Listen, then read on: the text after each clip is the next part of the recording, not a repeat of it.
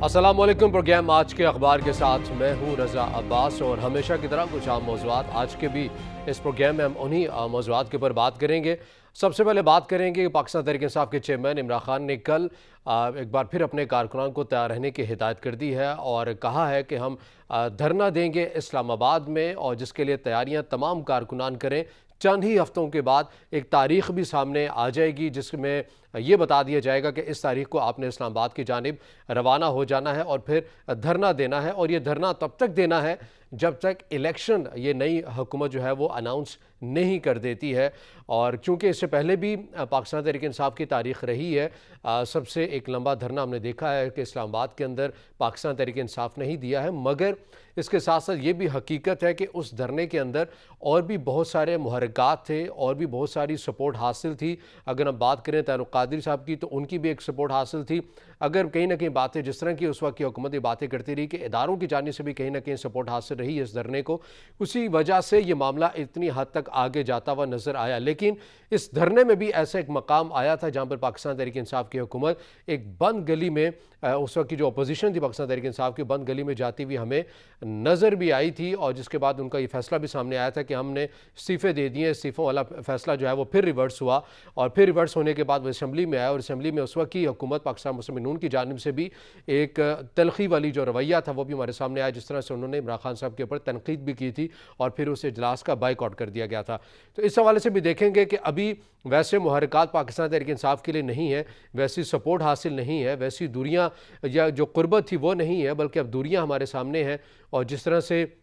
हमने देखा है कि इजलासों के अंदर इमरान खान साहब भी छुपे ढके अल्फाज के अंदर जिस तरह से वो तनकीद करते हुए नज़र आ रहे हैं इदारों के ऊपर भी, तो अब वैसी तो मुकम्मल सपोर्ट हासिल नहीं है। तो क्या उसके बावजूद भी वो एक कामयाब धरना कर सकते हैं और इतना दबाव बरकरार रख सकेंगे कि इसको जो नई हुकूमत है वो इस हद तक आ जाए, इस नहज के ऊपर आ जाए कि वो इलेक्शन अनाउंस कर दे। और इसके साथ साथ हम बात करेंगे इलेक्शन कमीशन के हवाले से भी। आज मुल्क भर में इलेक्शन कमीशन के बाहर पाकिस्तान तहरीक इंसाफ ने एहतजाज की भी कॉल दे रखी है। फॉरेन फंडिंग का केस, इसके ऊपर पाकिस्तान तहरीक इंसाफ बार बार ये कहती है कि हमें कोई एतराज़ नहीं है, लेकिन उसके बावजूद भी ये केस 7 से 8 साल से पेंडिंग पे चल रहा है। किसी न किसी तरह से ताख़ीरी हरबे सवाल किए जाते रहे हैं पाकिस्तान तहरीक इंसाफ के हवाले से। और ये मौक़िफ़ रहा है कि जिस दिन हमारा फैसला सुनाना है उसी तरह दीगर सियासी जमातों का जो फैसला है वो भी एक ही दिन में सुनाया जाए, मखसूस दिन एक अलग ना किया जाए पाकिस्तान तहरीक इंसाफ के लिए। तो फिर क्या डर है फॉरेन फंडिंग केस के हवाले से? अगर दामन साफ़ है तो क्यों फैसला आने नहीं देते हैं पाकिस्तान तहरीक इंसाफ?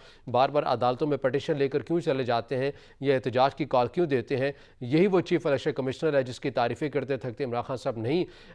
थका करते थे, बार बार तारीफ़ें किया करते थे। और आज उसी चीफ इलेक्शन कमिश्नर के ऊपर तहफ़्फ़ुज़ात भी हमारे सामने आ रहे हैं, पाकिस्तान तहरीक इंसाफ की क़यादत करती हुई नज़र आ रही है। इसके साथ हम बात करेंगे वज़ीर-ए-आज़म शहबाज शरीफ का दौरा सऊदी अरब और क्या क्या चैलेंजेस हैं माशी मैदान के ऊपर नई हुकूमत को, क्योंकि दबाव है पाकिस्तान तहरीक इंसाफ की जानिब से भी, क्योंकि इमरान खान बतौर अपोजिशन वो बार बार तनकीद का निशाना बनाएंगे अगर पेट्रोलियम मसनूआत की कीमतों में इजाफा होता है। जैसा कि वज़ीर ख़जाना मिफ्ता इस्माइल IMF के साथ मुज़ाकरात भी करके आए, गो कि वही कह रहे हैं कि हतमी चीज़ें अभी तक फाइनलाइज नहीं हुई हैं, ईद के बाद एक रिटन सूरत में हमारे सामने आ जाएंगी कि क्या हमने चीज़ करनी है और क्या चीज़ हमने नहीं करनी है। लेकिन बहरहाल पेट्रोलियम मसनूआत और डीज़ल की कीमतों में एक वाज़ेह इजाफा करना होगा, सब्सिडीज़ को ख़त्म करना होगा, सब्सिडी के अलावा पेट्रोलियम मसनूआत की कीमतों में इजाफा करना होगा।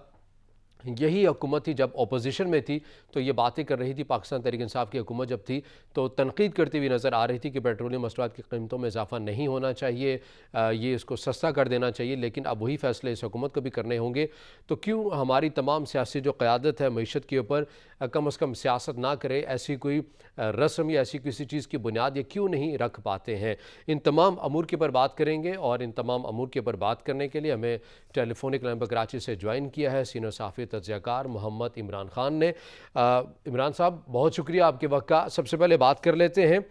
साबिक़ वज़ीर-ए-आज़म इमरान खान ने धरने की कॉल दे दी है, गो के तारीख़ का ऐलान नहीं किया गया है, कारकुनान को तैयार रहने की हिदायत कर दी गई है। मुहर्रिकात वो तो नहीं है जो पहले धरने में थे। आप समझते हैं कि अगर ये धरना भी हो जाता है तो कामयाब ही होगा या फिर एक मुश्किल फ़ैसला हो सकता है पाकिस्तान तहरीक इंसाफ के लिए? अस्सलाम वालेकुम जी रज़ा भाई, बहुत शुक्रिया आपने राब्ता किया। मैं समझता हूँ कि अगर इस धरने के हवाले से تحریک انصاف کامیابی چاہتی ہے تو ان کے پاس وقت کم ہے، اور عید کے فوراً بعد چوتھے، پانچویں اور چھٹے دن کی حد تک اگر کوئی اعلان کیا جاتا ہے تو اس میں کامیابی کے چانسز ہیں مور دین 30%۔ اور اگر یہ معاملات کو کافی لمبا کھینچنے کا ارادہ رکھتے ہیں، یعنی عید کے بعد کوئی 2-3 ہفتے یہ آگے اپنی تیاری میں لیتے ہیں، جیسا میں نے پڑھا ہے کہ عمران خان صاحب نے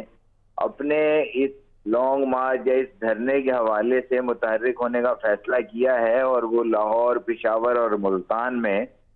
کارکنان اور سیاسی اور سماجی شخصیات کو لانگ مارچ کے لیے متحرک کرنے کے حوالے سے خود ذاتی طور پر ان علاقوں کا وزٹ کرنا چاہتے ہیں۔ تو میرا خیال ہے کہ صورتحال ڈریگ ہو جائے گی اور شاید مطلوبہ نتائج حاصل نہ ہو پائیں، کیونکہ جو سچویشن ہے وہ لمحہ بلمحہ انتہائی تیزی کے ساتھ تبدیل ہو رہی ہے، فیصلے ہو رہے ہیں اور پلوں کے نیچے سے بہت سا پانی گزر جانے کی توقع ہے۔ تو مجھے نہیں لگتا کہ اگر عید سے زیادہ ایک ہفتے کے دوران انہوں نے کوئی فیصلہ نہ لیا تو پھر شاید صورتحال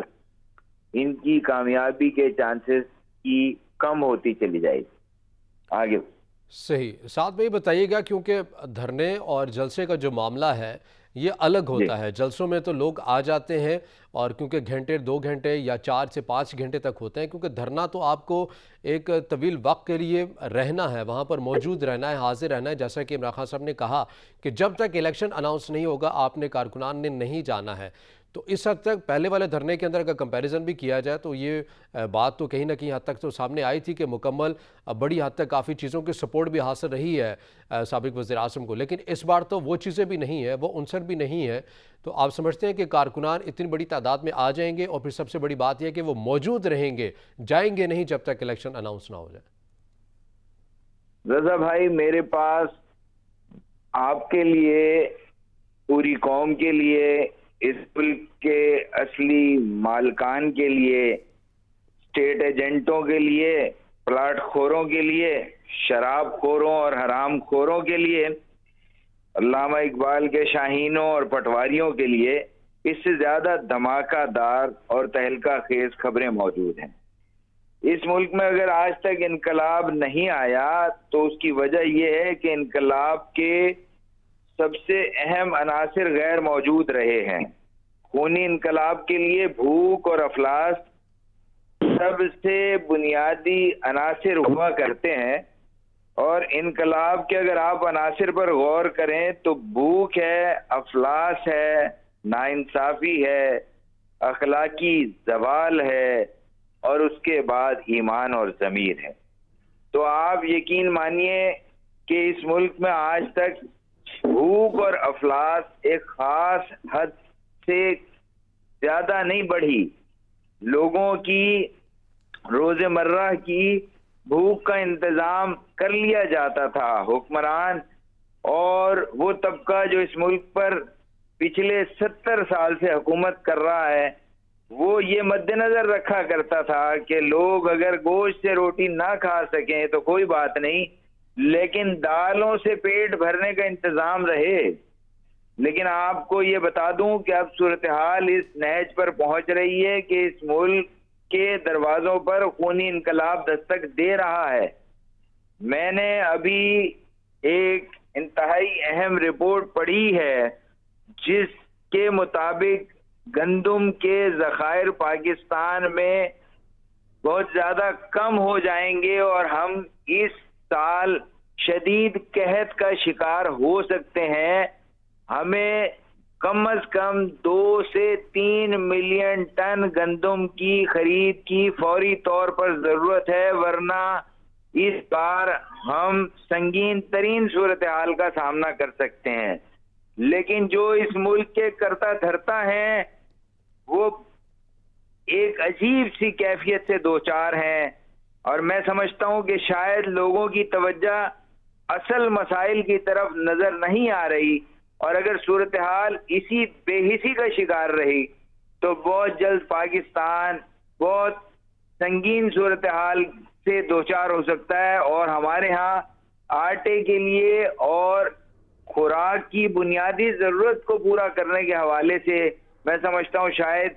بہت سنگین صورتحال پیش آنے والی ہے۔ صحیح۔ اچھا مجھے ساتھ میں بتائیے گا، آپ انقلاب کی بات کر رہے ہیں، وہ خونی انقلاب کی بات کر رہے ہیں، تو آپ کیا سمجھتے ہیں کہ اس خونی انقلاب کو لیڈ کون کرے گا؟ دیکھیں، جس وقت لیڈر لیس انقلاب ہوا کرتے ہیں تو نقصان سب سے زیادہ ہوتا ہے۔ اب ایک طرف عمران خان اپنی جدوجہد کو لے کر چل رہے ہیں، دوسری طرف بھوک، تیسری طرف آئی ایم ایف کے پاس جانے کے بعد بھیک کا کٹورا پھیلانے کے بعد اس کٹورے میں مفتاح اسماعیل صاحب کو انہوں نے کچھ بھی عنایت نہیں کی۔ وہ آئی ایم ایف گئے اور یہ کہا گیا کہ $900 ملین کا ریلیف مل گیا، ان کو $9 بھی آئی ایم ایف نے نہیں دیے ہیں۔ ان کو ایک طویل فہرست تھما دی گئی ہے کہ یہ کام آپ نے کرنے ہیں، پہلے آپ جائیے اپنا ہوم ورک کیجئے، پھر ہم اپنا ایک وائس رائے بھیج رہے ہیں، وہ معائنہ کرے گا اور اس کے بعد آپ کے حوالے سے فیصلہ کیا جائے گا۔ ملک کی صورتحال اس قدر سنگین ہے کہ آپ اگر جا کر آئی ایم ایف کے در پہ بھی کھڑے ہوتے ہیں تو آپ کو کوئی $1 بلین قرضہ دینے کو تیار نہیں ہے۔ یہی شہباز شریف صاحب جو ہیں، یہ 4 دن پہلے اسمبلی میں کھڑے ہو کر کہتے رہے ہیں کہ بھائی ملک کی اس صورتحال میں آئی ایم ایف کے سامنے بھیک مانگنے جانا بہت بری بات ہے، اور ہم صوبوں سے ارینجمنٹ کر لیں گے 180 ارب روپے کے لیے، آپ ملک کی توقیر کو داؤ پر مت لگائیں۔ یہ میں نے خود سنا ہے شہباز شریف صاحب کا انٹرویو، اور ابھی انہیں حکومت سنبھالے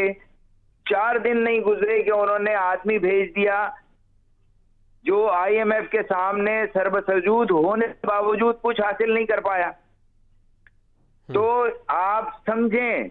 کہ ملک کی صورتحال کتنی سنگین ہے۔ ایک طرف میں نے آپ کو بتا دیا کہ خوراک کا بحران پیدا ہونے جا رہا ہے، دوسری طرف میں نے آپ کو بتا دیا کہ ڈالر کی قیمت اگین بڑھے گی کیونکہ ہمیں کسی نے قرضہ دینا گوارا نہیں کیا، تیسری طرف اگر آپ دیکھیں تو سیاسی میدان گرم ہے، کہیں پنجاب میں کہیں وفاق میں، کوئی ملک کا نہیں سوچ رہا، ہر شخص ہر پارٹی اپنے مفادات کو لے کر چل رہی ہے۔ اس صورتحال میں کیا نتیجہ نکلے گا؟ ادھر اگر آپ ہندوستان کی طرف نظر دوڑائیں تو آپ کی سیکیورٹی کی صورتحال بھی کوئی اچھی نہیں ہے،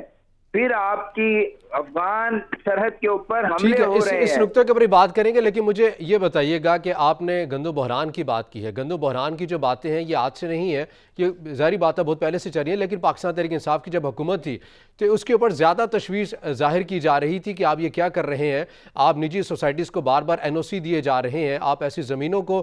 بالکل ختم کرتے ہوئے جا رہے ہیں جو زرعی زمینیں ہیں، تو اس صورت کے اندر پاکستان تحریک انصاف کی حکومت نہیں سنتی رہی ہے، ان کو بتایا جاتا رہا کہ آپ یہ کیا کر رہے ہیں، گندم ایک بڑی تعداد میں لوگوں کو یہاں پر ضرورت ہے لیکن آپ باہر بھیج دیتے ہیں، پھر اتنے ہی مہنگے داموں آپ کو واپس کرنا پڑتی ہے، تو پریورٹی تو کسی کی بھی نہیں ہے۔ اگر یہاں پر کوئی انقلاب کے لیے کاوش کر رہا ہے، اگر عمران خان صاحب یہ کہتے ہیں کہ میں جدوجہد کر رہا ہوں، تو ان کی بھی 3 سال اور 7 مہینے کی کارکردگی سامنے ہے، انہوں نے کیا کیا ہے پھر اس بحران کو ختم کرنے کے لیے؟ دیکھیں، میں کوئی عمران خان کا اسپوکس پرسن نہیں ہوں کہ ان کی طرف سے کوئی بھی جواب دوں، نہ آئندہ میں آپ سے تجزیہ مانگ رہا ہوں، میں آپ سے تجزیہ مانگ رہا ہوں۔ یہ ہے کہ عمران خان کو بھی وہ جس طرح شہباز شریف نے چند دن پہلے کہیں کہا نا کہ اپنی منجی تھلے ڈانگ پھیرنے کی ضرورت ہے، تو عمران خان صاحب کو بھی دیکھنا چاہیے کہ ارد گرد کس کماش کے لوگ موجود ہیں، آیا وہ ان سے اور پاکستان سے مخلص ہیں یا نہیں ہیں۔ بہت سے لوگ ہیں ان کی جماعت میں بھی جو حکومت کے اہم عہدوں پر فائز رہے، حالانکہ ان کا میرٹ نہیں بنتا۔ میں ایک نام لے رہا ہوں، فیصل وارڈا کا آپ کردار دیکھیں، اس کی حرکات و سکنات دیکھیں، اس کا رویہ دیکھیں، اور اس طرح کے بے شمار لوگ آپ تحریک انصاف میں بھی دیکھیں گے جو کسی قسم کا میرٹ پورا نہیں کرتے لیکن ان کو اہم عہدے نوازے جاتے رہے ہیں۔ تو اس کا نتیجہ کیا نکلتا ہے؟ اگر یہ پارٹیاں اسی طرح اس ملک کے ساتھ تماشا کرتی رہیں تو اور خدا نہ خواستہ خاکے میں بدہن اگر اس ملک کو کوئی نقصان ہو گیا تو تب ان لوگوں کو سمجھ آئے گی۔ رضا بھائی، میں اور آپ تو ہیں اس کلاس سے تعلق رکھنے والے لوگ جن کے پلے کچھ نہیں ہے۔ ہم تو سسک کر اپنی زندگیاں گزار رہے ہیں۔ ہم لوئر مڈل کلاس سے تعلق رکھنے والے لوگ ہیں۔ افسوس کے ساتھ کہنا پڑتا ہے اس ملک کی اشرافیہ ملک کے ساتھ تماشا کر رہی ہے، اور یہ ملک اگر نہ رہا، میں نے، آپ نے اور ہم نے اور ہمارے بچوں نے تو یہاں رہنا ہے، لیکن یہ لوگ تو اپنے اصلی ملکوں کو بھاگ جائیں گے اور ہم فیس کر رہے ہوں گے اس سارے کرب کو۔ تو ہم سب کو کھڑا ہونا پڑے گا اس ملک کے لیے، ہم سب کو آواز اٹھانی پڑے گی اس ملک کے لیے، ہمیں سوال کرنا پڑے گا ان سے کہ آپ اس ملک کے ساتھ یہ تماشا کب بند کریں گے؟ آپ کے پاس اگر کوئی جینوئن پروگرام ہے تو قوم کے سامنے پیش کریں، ورنہ اس ملک سے مذاق بند کیا جائے۔ آئی ایم ایف کے ساتھ تو بات چل رہی ہے، جس طرح آپ نے بھی ذکر کیا، گو کہ ابھی تو کسی چیز کی یقین دہانی نہیں کروائی جا سکتی، کیونکہ پاکستان تحریک انصاف کی حکومت میں ہی آئی ایم ایف نے اپنے پروگرام کو سسپینڈ کر دیا تھا، کیونکہ ان کا یہ پوائنٹ تھا کہ ہم نے جو مطالبات رکھے تھے پاکستان تحریک انصاف کی حکومت کے آگے، انہوں نے عوام کے اندر مقبولیت فیصلے حاصل کرنے کے لیے انہوں نے ہماری شرائط کو نہیں مانا ہے۔ پیٹرولیم مصنوعات سبسڈی کو ختم کرنا تھا مگر انہوں نے نہیں کیا ہے، اسی لیے اب وہ ہوم ورک کیا جائے گا، ایک وفد بھی آئے گا آئی ایم ایف، اور عید کے بعد ہی معاملہ جائے گا۔ ویسے بھی عید کے بعد ہی کس ملنا تھی اگر پاکستان تحریک انصاف کی حکومت ہوتی بھی تو، لیکن میعاد بڑھانے کی باتیں کی جا رہی۔ مفتاح اسماعیل صاحب کہہ رہے ہیں کہ آئی ایم ایف نے حامی بھر لی ہے اور جلد اعلان بھی متوقع ہو جائے گا، $2 ارب مزید بھی مل جائیں گے اور پیٹرولیم مصنوعات اور سبسڈی کا خاتمہ کیا جائے گا۔ مفتاح اسماعیل تو یہ کہہ رہے ہیں کہ سابقہ حکومت کی وجہ سے ہم پھنس چکے ہیں، انہیں سبسڈی کو ختم کرنا تھا، انہیں پیٹرولیم مصنوعات کی قیمتیں بڑھانا تھی، لیکن انہوں نے دیکھا کہ تحریک عدم اعتماد کامیاب ہو جائے گی، عوام کی فیور حاصل کرنے کے لیے انہوں نے پاپولر فیصلہ کیے ہیں اور ملک کی جو معیشت ہے اس کو نقصان پہنچایا۔ رضا بھائی، آپ چند دن پہلے مفتاح اسماعیل کا ایک وائرل انٹرویو دیکھیں جس میں وہ شخص کہہ رہا ہے کہ اس ملک میں کس غریب آدمی کے پاس اتنے پیسے ہیں کہ 131 روپے کا پیٹرول خریدے پر لیٹر۔ تو یہ لوگ جس لمحوں میں اپنے بیان بدلتے ہیں، اس سے ہم اور آپ یہ غور کر رہے ہیں کہ آیا ان کی کون سی بات پر ہم یقین کریں۔ یعنی 4 دن پہلے جو آدمی مخالف حکومت میں بیٹھ کے اپوزیشن کے طور پر یہ بیان دیتا ہے کہ 131 روپے میں بھی پیٹرول بہت مہنگا ہے، اور آج وہی آدمی یہ کہتا ہے کہ بھائی 150 روپے میں بھی پیٹرول جو ہے وہ سستا ہے اور ہمیں 50 روپے مزید بڑھانا پڑے گا، تو ہم اس کے کس بیان پر غور کریں اور کس بیان کو سچا جانیں؟ صحیح، لیکن آپ نہیں سمجھتے ہیں کہ معیشت کے اوپر کم از کم جو سیاست ہے اس کو ختم ہو جانا چاہیے، ایک اصول بنا لیں ان چیزوں کے اوپر؟ لیکن اس سے پہلے بھی ہم نے دیکھا کہ سابق وزیر اعظم عمران خان بھی یہ کہتے ہوئے نظر آئے کہ ڈالر کی جب قیمت بڑھ جاتی ہے یا ڈالر جب اوپر جاتا ہے تو وزیر اعظم چور ہوتا ہے، پیٹرولیم مصنوعات کی قیمتیں بڑھ جائیں تو وزیر اعظم چور ہوتا ہے۔ اب تو انہوں نے خود بھی حکومت کر کے دیکھ لیا اور ان کے دور میں بھی ان چیزوں کی قیمتیں بڑھی ہیں، تو اب یہ خود عمران خان صاحب سمجھ گئے ہوں گے کہ معیشت کے اوپر میں نے سیاست نہیں کرنی ہے۔ میں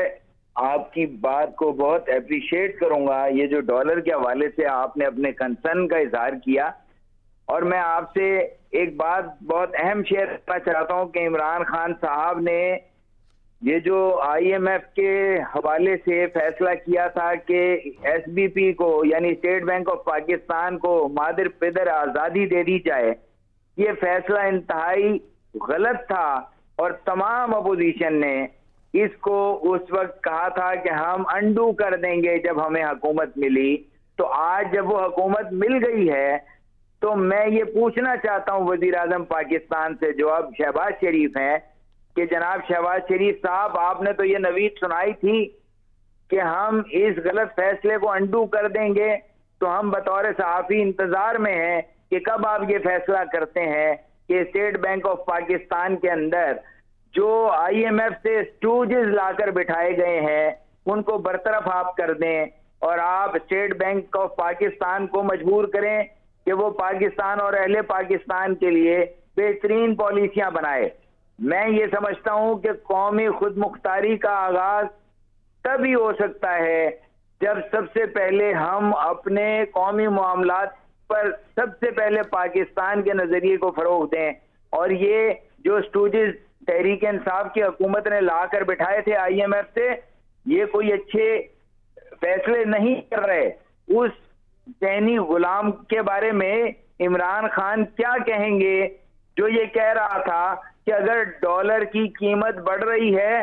تو ہمارے باہر رہنے والے لوگوں کو فائدہ ہو رہا ہے. افسوس کی بات ہے کہ اس ملک کے اندر آئین اور قانون کے نیچے لوگوں کو لایا نہیں جاتا. عمران خان ساری دنیا کو آئین اور قانون کے نیچے لانا چاہتے ہیں. تو اس اسٹوج کے بارے میں وہ کیا کہتے ہیں؟ یہ آدمی کل آئی ایم ایف کا غلام تھا, آج ہم نے اس کو ایچ بی پی کا سربراہ بنا دیا, اور اس کا جو اسکل ہے, اس کی جو میرٹ ہے, وہ اس کے اس بیان سے نظر آتی ہے جہاں یہ کہہ رہا تھا کہ جناب ہمارے روپے کی قیمت بھلے گرتی رہے تو باہر چند پاکستانیوں کو فائدہ ہو رہا ہے. تو یہ فیصلے انتہائی غلط فیصلے تھے جن کا خمیازہ آگے آنے والے کسی لیکن وہ الیکشن میں بھی کیسے اس کو عمران خان بھگت لیں گے. ابھی نئی حکومت اس کو کیسے ریورس کر سکتی ہے؟ کیونکہ مفتاح اسماعیل صاحب اس کے اوپر کہہ چکے ہیں کہ جو کمٹمنٹ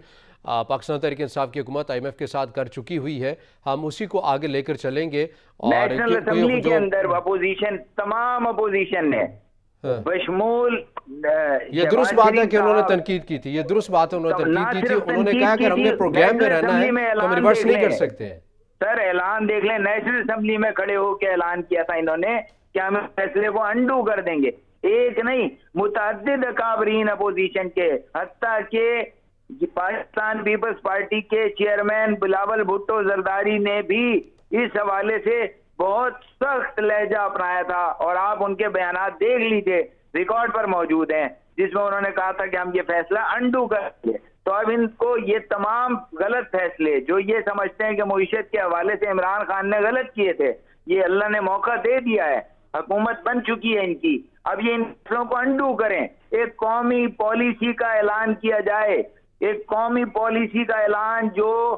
تمام معیشت کے پہلوؤں کو جائزہ لے. ان کو چاہیے عمران خان کو بھی بلائیں, اور اگر وہ نہیں آئیں گے تو وہ ایکسپوز ہوں گے. آپ سمجھیں اس بات کو. ان کو چاہیے کہ قومی پالیسی کا اعلان کیا جائے, معیشت کے حوالے سے تمام اکابرین کو بلائیں, چاہے وہ سیاسی جماعتوں سے منسلک ہوں, چاہے وہ یونیورسٹیوں کے اکنامکس ڈپارٹمنٹ سے منسلک ہوں. اس ملک کے ساتھ یہ مذاق بند کیا جانا چاہیے کہ آج میری حکومت ہے تو میری مرضی کا جو چاہوں گا میں فیصلہ کر لوں گا, اور کل کسی اور کی حکومت آئے گی تو وہ جو چاہے گا فیصلہ کر لے گا. ارے بھائی, کہیں دنیا میں ایسا تماشا نہیں ہوتا ملک کے ساتھ, قوم کے ساتھ. ایک نیشنل پالیسی کا اعلان کیا جانا چاہیے, اور پلرز آف دا پالیسی وہ لوگ ہوتے ہیں جو اداروں میں میرٹ پر بیٹھے ہوتے ہیں. مثال کے طور پہ جو میں نے دنیا بھر کی اکنامک پالیسیز کو پڑھا ہے, تو میں نے یہ دیکھا ہے کہ ان پالیسیز کو بنانے کے لیے یونیورسٹیز کے جو بہت اعلیٰ پیمانے کے پروفیسرز ہوتے ہیں ان پر مشتمل ٹیمیں بنائی جاتی ہیں. ایسی ٹیمیں جن میں بینکوں سے بھی لوگ لیے جاتے ہیں, ایسی ٹیمیں جنہوں نے بزنس میں بہت اعلیٰ کارکردگی کی ہو ان سے بھی لوگ لیے جاتے ہیں, اور وہ قومی پالیسیاں تشکیل کرتے ہیں. ایسا تماشا جیسا ہمارے ہاں ہو رہا ہے ملک کے ساتھ اور ملک کے اداروں کے ساتھ, کہیں پوری دنیا میں نظر نہیں آتا. صحیح, یہ اچھی بات ہے کہ تمام جو سٹیک ہولڈرز ہیں ان کو بیٹھ کے ایک معیشت کے اوپر پالیسی بنا لینی چاہیے. اس سے پہلے ہم نے دیکھا کہ وفاقی وزیر منصوبہ بندی احسن اقبال نے خط لکھا ہے اسد عمر کو کہ آپ آئیے ہمارے ساتھ بیٹھیے, ہم نے بتائیے کہ کون کون سے منصوبے آپ نے جن کی بنیادیں رکھی ہیں اور اس کو کیسے آپ کے مائنڈ میں پلان تھا تاکہ ہم اس کو لے کے چلیں. وہ رکے نہ, لیکن تاحال ابھی تک اس خط کا جواب اسد عمر کی جانب سے نہیں دیا گیا. ہونی یہی چاہیے, ایکٹیویٹی یہی ہونی چاہیے کہ بیٹھنا چاہیے, کیونکہ یہ قوم کا پیسہ ہے, کسی حکومت کا پیسہ نہیں ہوتا. انہی منصوبوں, انہی عوام کے پیسوں سے ہی یہ منصوبے بنا کرتے ہیں. لیکن ساتھ میں یہ بتائیے گا, اگلے موضوع کی جانب بھی بڑھتے ہیں کہ وزیر اعظم کا دورہ سعودی عرب ہے, اور اس حوالے سے آپ اس دورے کو کیسے دیکھتے ہیں؟ کیونکہ اہم جب بھی کوئی ملک کے اندر ایک نئی حکومت آتی ہے تو کسی بھی اہم جو قیادت ہوتا ہے اس کا سب سے پہلا دورہ ہم نہیں دیکھا کہ سعودی عرب کا ہی ہوتا ہے. معاشی طور پر یہ دورہ ہمیں کس حد تک کتنے بحرانوں سے بچا سکتا ہے, آپ کیا سمجھتے ہیں؟ رضا بھائی, اس میں سب سے پہلے تو یہ ہے کہ اس دورے کو ہی بالکل آغاز سے متنازع بنا دیا گیا ہے. ایک طویل فہرست جاری کی گئی ہے وزیر اعظم صاحب کی طرف سے یا ان کی جماعت کی طرف سے, جس میں ان کے خاندان کے لوگوں کے نام اور ایون ان کے میڈز تک کے نام میں نے دیکھے ہیں. اب مجھے اس حوالے سے یہ جو تفصیلات سوشل میڈیا پر گردش کر رہی ہیں ان کے بارے میں یہ تو کنفرم نہیں کر سکتا کہ آیا یہ واقعی گورنمنٹ نے جاری کی ہیں، کیونکہ میرے پاس کوئی ذاتی طور پر تو وزیر اعظم کی طرف سے یہ بھیجا نہیں گیا. میرے سامنے تو وہی کاغذ ہیں جو سوشل میڈیا پر سرکولیٹ کر رہے ہیں. تو اب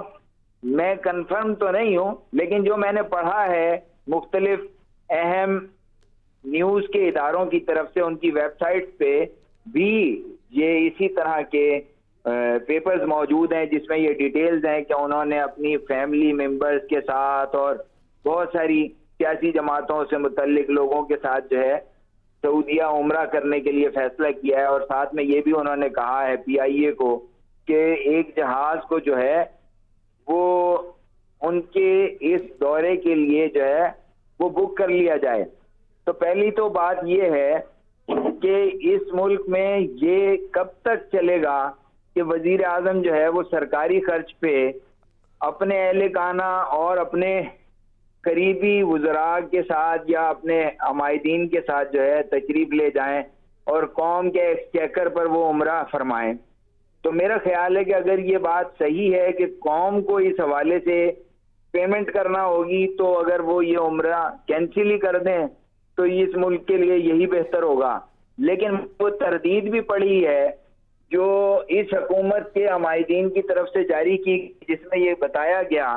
کہ نہیں جی وزیر اعظم جو ہے وہ سرکاری خرچ پر عمرہ نہیں کر رہے ہیں بلکہ وہ خود پے کریں گے. تو پھر اے آر وائی کی اس خبر کا کیا کیجیے گا جس میں وہ کہہ رہے ہیں کہ لاکھوں ڈالر کا نقصان ہو جائے گا اس جہاز کو بک کرنے سے جو انہوں نے بک کیا ہے.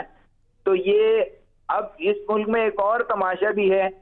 کہ فیک نیوز کے متعلق کہ یہاں جس شخص کی جو پسندیدہ بات ہوتی ہے وہ اس کو خبر بنا کے اور سوشل میڈیا پہ شیئر کر دیتا ہے. اب ہم اور آپ یہی سوچتے رہتے ہیں کہ آیا یہ خبر سچ ہے یا جھوٹ ہے. تو اس حوالے سے بھی حکومت کو کوئی اقدام لینا چاہیے تاکہ یہ فیک نیوز کا مسئلہ جو ہے یہ حل ہو جائے اور جو اتنی بے یقین کی کیفیت ملک میں ہے اس سے کوئی افاقہ قوم کو نصیب ہو. یہ بات درست ہے کہ فیک نیوز کی بھرمار ہے اور اب تو سوشل میڈیا کے علاوہ مین اسٹریم میڈیا کے اندر بھی ہم نے دیکھتے ہیں کہ کوئی گیٹ کیپر اس طرح سے نہیں ہے بلکہ ایجنڈے کے اوپر ہی چلا جاتا ہے تمام امور کے حوالے سے بھی. لیکن ظاہری بات ہے اگر ایک سائڈ پہ تنقید ہوتی ہے تو دوسری سائڈ پہ یہ بھی تنقید ہوتی ہے کہ آپ ایئر فورس کا جہاز کس طرح لے کر جاتے ہوتے تھے. عمران خان صاحب کے اوپر تنقید یہ بھی ہوتی ہے. ان چیزوں کے اوپر تنقید اول ہونی نہیں چاہیے. تردید یہی کی گئی ہے نون لیگ کی حکومت کی جانب سے نئی مخلوط حکومت کی جانب سے بھی کہ جو باقی کے جتنے بھی کارکنان ہیں وہ اپنے خرچے کے اوپر ہی ہوٹلز کا رینٹ ابھی ادا کریں گے اور عمرہ بھی وہ اپنے ذاتی خرچ سے ادا کریں گے. لیکن میرا سوال یہ تھا کہ معاشی طور کے اوپر یہ دورہ کتنی اہمیت کا حامل ہے کہ جب کہ ہم آئی ایم ایف کے پروگرام میں بھی ہیں, ہمیں وہ پروگرام سے ہم باہر بھی نہیں نکل سکتے, ہماری معیشت بھی اس طرح سے کوئی آئیڈیل نہیں ہے, سخت فیصلے بھی کرنے ہوں گے, آئندہ الیکشن بھی ہے اور جب الیکشن قریب ہو تو سیاسی جماعتیں عموماً سخت فیصلے نہیں کیا کرتے بلکہ وہی فیصلے کرتے ہیں جو عوام میں مقبولیت ہو جن کی. دیکھیں شہباز شریف صاحب ایک خاص تجربہ کار سیاستدان ہیں اور مجھے ان سے ایک اچھی امید ہے. میں سمجھتا ہوں اگر وہ سعودی حکمرانوں سے بات کر کے جو ہماری پیٹرول کی لون فیسلٹی ہے اس میں کچھ ایکسٹینشن لے لیں اور فوری طور پہ اگر ان سے اپنے ذاتی تعلقات کو استعمال کرتے ہوئے کم از کم کوئی 2-3 ارب ڈالر کے حوالے سے سعودیوں سے ریکویسٹ کریں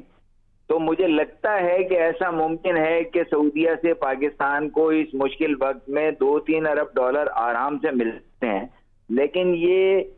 منحصر ہوگا جناب شہباز شریف کی اور ان کی ٹیم کی کاوشوں پر. ظاہر ہے میں اور آپ صرف تجزیہ کر سکتے ہیں یا اپنی رائے دے سکتے ہیں اور ہمارا حکومت پر کوئی اختیار تو نہیں ہے جی. تو ہم بھی دیکھ رہے ہیں اور ویٹ کر رہے ہیں کہ جب وہ واپس آئیں گے تو قوم کے لیے کیا لے آئیں گے. لیکن اس سے پہلے بھی ہم نے دیکھا ہے کہ پاکستان تحریک انصاف کی بھی حکومت تھی, دورہ سعودی عرب ہوا عمران خان صاحب کا, تو جو امداد کی اعلان کی گئی تھی اس کے لیے شرط رکھی گئی تھی کہ آپ آئی ایم ایف پروگرام سے نہیں نکل سکتے, یعنی مشروط کیا گیا تھا اس امداد کو, اگر آپ نکلے تو ہم ہی اپنے پیسے جو ہیں وہ واپس لے لیں گے اور ان پیسوں کا استعمال بھی تو نہیں کیا جا سکتا, فقط اکاؤنٹ کی حد تک ہی رکھنے ہیں. تو آپ کیا سمجھتے ہیں, آپ کیا سمجھتے ہیں, مجھے کمپلیٹ کرنے دیے گا, آپ کیا سمجھتے ہیں کہ इस बार जो नई मखलूत हुकूमत है वो ये बेहतर ऑफ़र हासिल कर सकेगी कि आप तेल कीमत में हमें रिलीफ दें या सस्ता तेल दें, क्योंकि इसी एनर्जी सेक्टर के हवाले से काफ़ी बहरान है पाकिस्तान में। जी, बहुत अच्छी आपने बात की है। उसमें पहली बात तो देखें, जो इस तरह की शर्त ली गई कि या उसको एक्सेप्ट किया गया या इस शर्त पर पैसे लिए गए कि भाई आप इसको खर्च नहीं कर सकते, तो अगर खर्च नहीं कर सकते तो जिन्होंने लिए थे उनसे ये पूछा जाना चाहिए कि फिर वो पैसे हमने किस मकसद के लिए हासिल किए थे। यानी सिर्फ अगर अपने अकाउंट में रखकर पर हमारा कोई इख्तियार नहीं है और हम उन्हें किसी मसरफ में नहीं ला सकते, तो ऐसे पैसों का फायदा क्या है। तो ये जो लोग कौमी मईशत के हवाले से फैसले करते हैं उनको सोचना चाहिए कि वो क्या बारगेन करते हैं। और इसीलिए मैंने कहा कि इस बार इनकी सलाहियत जो शहबाज शरीफ साहब हैं और उनकी इकोनॉमिक टीम है, ये उनकी सलाहियत पर मुनहसर होगा कि वो वहां से कौम के लिए क्या लेकर आते हैं। उनको एक अच्छे पैमाने पर सऊदी हुकूमत के साथ मुज़ाकरात करने चाहिए और अपने हकीकी मसाइल को उनसे शेयर करना चाहिए। मुझे सऊदीया से अच्छी उम्मीद है, क्योंकि मैं समझता हूं कि सऊदी और पाकिस्तान ताल्लुकात जो हैं वो किसी एक फर्द पर मुनहसर नहीं है। हुकूमत किसी भी जमात की हो, पाकिस्तान और सऊदीया के दरमियान बरादराना ताल्लुकात हमेशा से हैं और इंशाल्लाह आगे भी रहेंगे। तो हम समझते हैं कि अगर अच्छी तरह पाकिस्तान के मौक़िफ़ को और केस को सऊदी हुक्मरानों के सामने पेश किया जाएगा और इस मुल्क की इकोनॉमिक कंडीशंस को उनसे शेयर करते हुए उनसे मदद की दरख्वास्त की जाएगी, तो यकीनन कोई अच्छा रिस्पॉन्स सामने आएगा। और इसी के साथ जो वज़ीर-ए-आज़म का दौरा चीन भी, इसका भी कहा जा रहा है कि दौरा सऊदी अरब के बाद वो चीन भी जाएंगे। तो उस हवाले से हमने देखा कि काफ़ी तहफ़्फ़ुज़ात रहे हैं साबिक़ा हुकूमत से, सीपैक के हवाले से भी, और जो अभी हालिया जो लोड शेडिंग की भी बातें की जा रही हैं वो भी उससे तनासुर में है कि कुछ चाइनीज़ कंपनीज़ को पैसे नहीं दिए गए थे और वहाँ पर कुछ कोयलों की भी की वजह से भी है, और एक पेमेंट का ज़्यादा अंसर है कि चाइनीज़ जो सेक्टर, एनर्जी सेक्टर, उनको नहीं दिए गए थे बिजली घरों को पैसे। तो आप समझते हैं कि चाइना से भी ये मामला हल हो जाएगा और जो लोड शेडिंग जो हालिया जारी है इसके ऊपर भी काबू पा लिया जाएगा? देखिए, जो इस वक्त लोड शेडिंग हो रही है ना, उसके हवाले से मैं ये कहना चाहूंगा कि इन्हीं हुक्मरानों के जो चंद दिन पहले अपोजिशन में थे, ये बयानात रिकॉर्ड पर मौजूद हैं कि पाकिस्तान तकरीबन 21-22 हज़ार मेगावाट की पेमेंट कर रहा है, लेकिन इस पेमेंट के बावजूद 13,000 मेगावाट से ज्यादा हमें बिजली फराहम नहीं की जा रही। तो हमें देखना चाहिए कि हम इस मुल्क के खजाने से किन बागड़ बिल्लों की वो कंपनियां हैं जिन्हें मफाद पहुंचा रहे हैं, लेकिन हमें जवाब में इस लोड शेडिंग का मुंह देखना पड़ रहा है। मैं फिर कहूंगा कि हर अहम मामला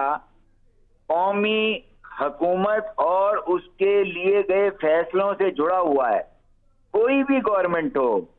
वो एक्चुअली नेशनल गवर्नमेंट हुआ करती है, चाहे वो तहरीक इंसाफ की गवर्नमेंट हो या मुस्लिम लीग की गवर्नमेंट हो या पीपल्स पार्टी की गवर्नमेंट हो। जब वो फेडरल गवर्नमेंट बन गई है तो वो हमारी नेशनल गवर्नमेंट है और उसके तमाम फैसले पूरी कौम पर असरअंदाज होते हैं। तो मैं समझता हूं कि ऐसी हुकूमतों को इंतहाई ज़ीरक और दानिशमंदाना फैसले लेने की जरूरत होती है, वरना फिर वो चंद ही दिनों या महीनों के बाद कौमी कहर का भी शिकार हो जाते हैं। तो जो अच्छे फैसले करेगा, अल्लाह ताला भी उसकी मदद करेगा। और सबसे पहले पाकिस्तान के नजरिए को फरोग देने की जरूरत है। अगर अपनी जात के हिसार से बालातर होकर नहीं सोचा गया तो यकीन करें कि इस मुल्क को संगीन सूरत हाल का सामना है, और ये सूरत हाल अगर कुछ अरसा मजीद बरकरार रही तो खाके बदन पाकिस्तान के हवाले से बहुत ज्यादा बहरान जो है वो जन्म ले सकते हैं मुख्तलिफ यानी जिंदगी की जहतों में। सही।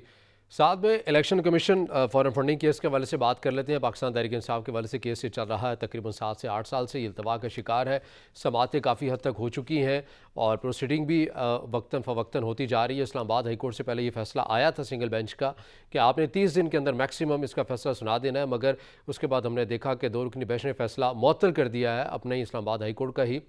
تو اب آپ یہ سمجھتے ہیں کہ فارم فنڈنگ کا فیصلہ بھی اتنے سالوں سے پینڈنگ کے اوپر ہے، اب آ جانا چاہیے، پاکستان تحریک انصاف کو اس کے اندر رکاوٹ نہیں ڈالنی چاہیے، کیونکہ آج بھی انہوں نے کال دے رکھی ہے؟ جی بہت اچھا سوال ہے، اور کل ایک بڑی خوشائند خبر سننے کو ملی کہ سنگل بینچ کے فیصلے کو ڈویژنل بینچ نے معطل کیا ہے اور یہ حکم دیا ہے کہ تمام سیاسی جماعتوں کے ساتھ یکساں سلوک کرتے ہوئے اس مسئلے کو حل کیا جائے، اور الیکشن کمیشن تمام سیاسی جماعتوں کے ساتھ ایک جیسا سلوک کرے۔ اس حوالے سے نوٹس بھی جاری کیا ہے پاکستان تحریک انصاف کی درخواست پر۔ تو اس سے قبل عدالت نے الیکشن کمیشن کو روزانہ کی بنیاد پر مقدمے کی سماعت کا حکم دیتے ہوئے سنگل بینچ نے 30 روز میں فیصلہ کرنے کو کہا تھا، جس پر تحریک انصاف اور اس کے چیئرمین عمران خان نے تنقید کی تھی اور کمیشن پر جانبداری کے الزامات بھی لگائے تھے۔ تحریک انصاف نے الیکشن کمیشن کو اس معاملے میں جانبدار قرار دیتے ہوئے اس کے دفتر کے سامنے احتجاج کا اعلان بھی کیا تھا۔ اس سے قبل جب عمران خان وزیر اعظم تھے تو سیاسی جماعتوں نے تحریک انصاف کے خلاف فارم فنڈنگ کیس میں الیکشن کمیشن کے سامنے احتجاج کا اعلان کیا تھا اور جلد فیصلہ سنانے کا مطالبہ کیا تھا۔ تو اگر ہم دیکھیں تو یہ احتجاج کی کال آج کی حکومت اور اس وقت کی اپوزیشن بھی دیتی رہی، اور اس وقت کی حکومت نے جو آج اپوزیشن میں ہے پھر سے احتجاج کا اعلان کیا ہے۔ تو بھائی یہی تو ہم اور آپ ڈسکس کر رہے ہیں، یہ کب تک اس ملک میں احتجاج احتجاج احتجاج کی سیاست چلے گی؟ قوم مفاد کو مد نظر رکھ کے انصاف کے سامنے تمام لوگوں کو یکساں سلوک کا مستحق بنا کر ہم کیوں ایک قومی ایجنڈے کو نہیں اپناتے؟ کب تک یہ احتجاج احتجاج کا کھیل کھیلا جاتا رہے گا؟ ان سیاسی جماعتوں کی لیڈرشپ کی اکثریت اس کلاس سے تعلق رکھتی ہے جس کلاس سے میں اور آپ اور پاکستان کا 99% عام غریب آدمی تعلق نہیں رکھتا، جہاں ہمارا دل خون کے آنسو ہوتا ہے۔ اس ملک کے ساتھ یہ سیاسی جماعتیں ایک تماشا بنا رہی ہیں،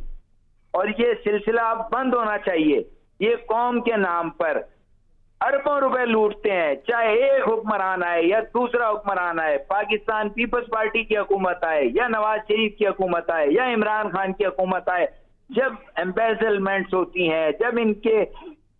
یعنی کھاتوں کی چھان بین ہوتی ہے، اربوں روپے کے گھپلے ہیں۔ آپ دیکھیے ایک ایک سڑک، آپ کراچی سے نکلیں اور اسلام آباد تک چلے جائیں، آپ کشمور سے چلیں اور ملتان تک آ جائیں، ایک ایک سڑک جو پاکستان میں کسی گاؤں میں، دیہات میں، شہر میں یا ہائی وے ہے، وہ کئی بار بن چکی ہے، اس کی پیمنٹ نکال دی گئی پاکستان کے سرکاری خزانے سے، لیکن کیا ہماری سڑکیں درست ہیں؟ یہ قوم کو سب مل کر گدھوں کی طرح نوچ رہے ہیں۔ کب تک یہ اس قوم کو نوچتے رہیں گے؟ کب تک یہ اس ملک کو نوچتے رہیں گے؟ میں ان تمام سیاسی جماعتوں سے کہتا ہوں کہ یہ ملک ہے تو ہم اور آپ ہیں۔ آپ حاکم اس لیے بنتے ہیں کیونکہ یہ ملک موجود ہے۔ اگر اللہ کرے اللہ نہ کرے یہ ملک نہ رہا، تم سارے اپنے گھروں کو لوٹ جاؤ گے۔ اس ملک کو تم نے کبھی اپنا گھر سمجھا ہی نہیں ہے، اس ملک کو تم اپنا ملک سمجھتے ہی نہیں ہو، ورنہ یہ رویہ اپنا کر تم کبھی بھی یہ رویہ نہ اپناتے۔ اس ملک کے ساتھ یہ ظلم کرنے میں کوئی ایک جماعت عمران صاحب مجھے یہاں پر یہ بتائیے گا، مجھے یہاں پر یہ بتائیے گا کہ چیف الیکشن کمشنر کے حوالے سے پاکستان تحریک انصاف کو خاصے تحفظات بھی ہیں۔ یہ وہی چیف الیکشن کمشنر ہیں جن کی تعریفیں کیا کرتے تھے عمران خان صاحب، جن کی تعریفیں کیا کرتے تھے اس وقت کے وزیر داخلہ شیخ رشید، بلکہ انہوں نے تو خط بھی لکھا تھا کہ آپ انہی شخصیت کو چیف الیکشن کمشنر بنائیں۔ پھر بعد میں یہ کہہ دیا گیا کہ یہ اسٹیبلشمنٹ کی طرف سے نام آیا تھا، میری چوائس نہیں تھی یہ۔ تو کیوں جب ایسے جو شخص اہم عہدوں کے اوپر بیٹھ جاتے ہیں اور جب وہ غیر جانبدار ہو کر کام کرتے ہیں تو پھر ان کے اوپر تحفظات آ جاتے ہیں، ان کے اوپر لیبل لگا دیا جاتا ہے؟ یہ ویسے ہی اعتراض ہے جیسا ہم نے دیکھا کہ جب ایک عدالت عظمیٰ نے سابق وزیر اعظم نواز شریف کے خلاف فیصلہ سنایا تو اس وقت کی مسلم لیگ نون کی حکومت نے تنقید کی عدالت عظمیٰ کے اوپر، ان ججز کے اوپر تنقید کی۔ آج وہی ججز ہیں، وہی لوگ ہیں، آج پاکستان تحریک انصاف کی قیادت ان کے اوپر تنقید کر رہی ہے۔ تو ہر کوئی اپنی مرضی کا فیصلہ چاہتا ہے۔ رضا بھائی کیا خوبصورت آپ نے بات کہی ہے، یہ بالکل وہی بات ہے جو میں اور آپ کر رہے ہیں۔ میں اور آپ یہی تو رونا آج صبح سے رو رہے ہیں کہ اس ملک کے ساتھ یہ مذاق کب تک چلنے والا ہے، کب تک یہ قومی سیاسی جماعتیں سنجیدہ نہیں ہوں گی، اور اگر سنجیدہ نہیں ہوں گی تو ہم کس کی طرف دیکھیں؟ بحیثیت قوم کے ایک نمائندے کے جو قوم کی آواز اٹھاتا ہے، قوم کی پر، اور اسے کہیں سے تنخواہ نہیں ملتی، چاہے وہ اس کا نام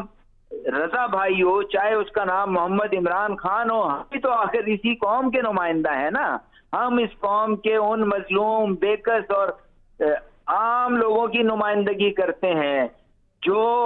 اپنی آواز خود نہیں اٹھا سکتے، جن کی آواز کوئی سننے والا نہیں ہے۔ اگر میں اور آپ بات کرتے ہیں تو ہم بھی قومی نمائندے کے طور پر بات کر رہے ہوتے ہیں، اور جب ہم بات کر رہے ہیں تو ہمارا کوئی ذاتی مفاد نہیں ہے، ہمارا کوئی سیاسی مفاد نہیں ہے، ہمارا تعلق کسی سیاسی جماعت سے نہیں ہے۔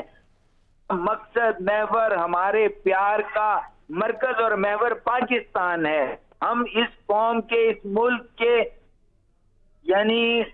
محبت میں اور اس ملک کے اور قوم کے مفاد میں بات کرنے کو ترجیح دیتے ہیں۔ ہم نے آج تک کوئی ذاتی فائدہ اپنی صحافت سے نہیں اٹھایا، اور یقیناً آپ نے بھی نہ اٹھایا ہوگا۔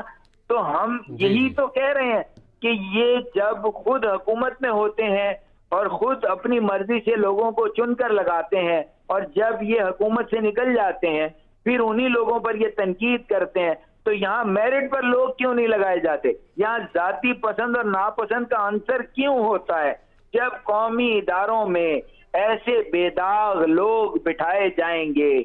جن کے کردار پر کوئی شخص انگلی نہ اٹھا سکے، تو اس کے بعد ہم یہ سمجھتے ہیں کہ یہ ملک تبدیل ہوگا۔ اور اگر صرف زبانی انقلاب لانا ہے تو بھائی چائے کی پیالی پر انقلاب میں اور آپ بھی لا سکتے ہیں، صرف اپنے گھر بیٹھ کے۔